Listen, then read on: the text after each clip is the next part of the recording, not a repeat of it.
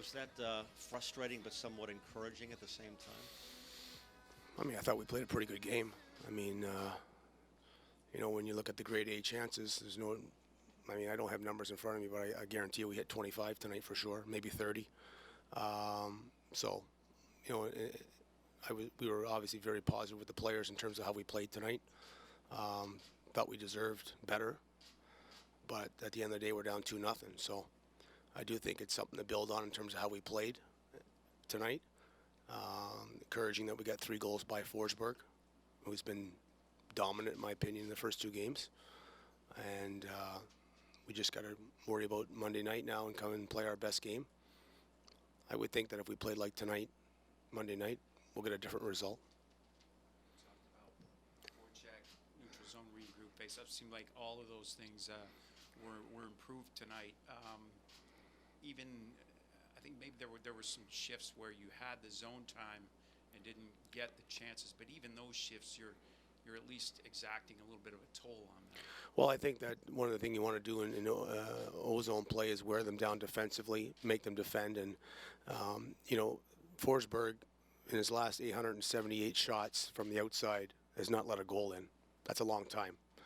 So, for us to just manage the puck and start shooting from the outside, all it does is increase his save percentage. So, I mean, Scott Murray does an unbelievable job of breaking down every goaltender, and he has it down to a T. That if you're going to score on Forsberg, you've got to get into the house. You've got to get into that grade A territory.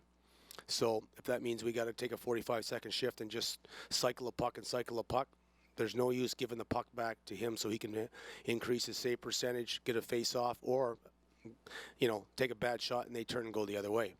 That's our philosophy, and because our goaltending coach breaks games down that way for us in terms of the opposition goalie,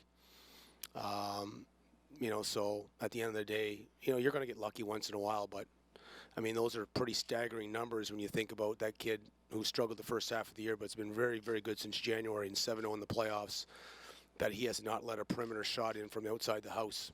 So we got a game plan. It worked tonight. We got 3.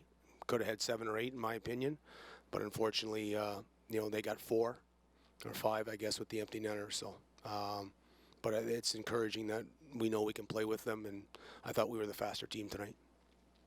What about their size? I know they're fast, but do you think their size, is that a matchup problem for you guys, and can you combat it? How do you plan to combat it? I mean, based on the game I just watched from the bench, I don't think size is a problem. I mean, I thought we were dominant at times.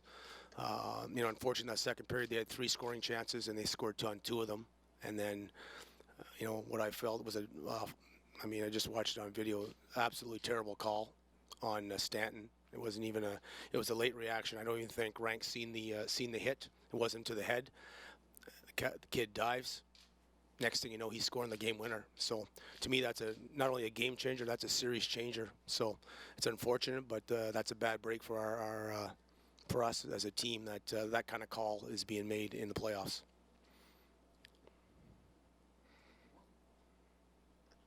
This is not the first time this franchise or any team's been down 2-0 and come back and won. What is the message now, the mental message you give these guys?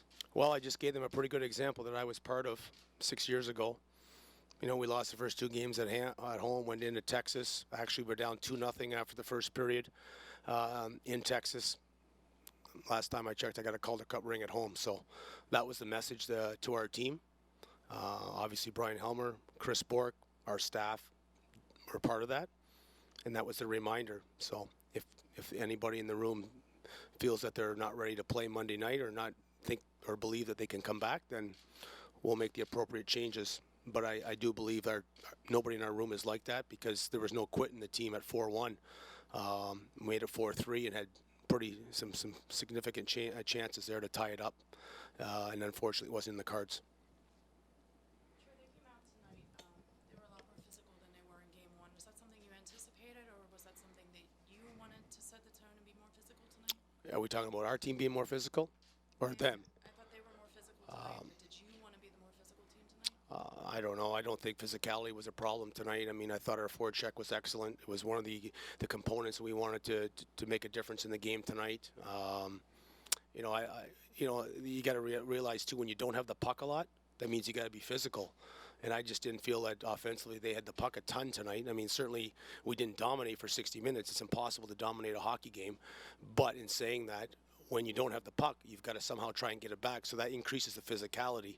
And that's our motto all year. I mean, we don't have a lot of hits at the end of a game because this year we had the puck a lot. So if we have the puck, we're not going to be physical. So that was probably a little bit different. Game one, they had the puck more than us.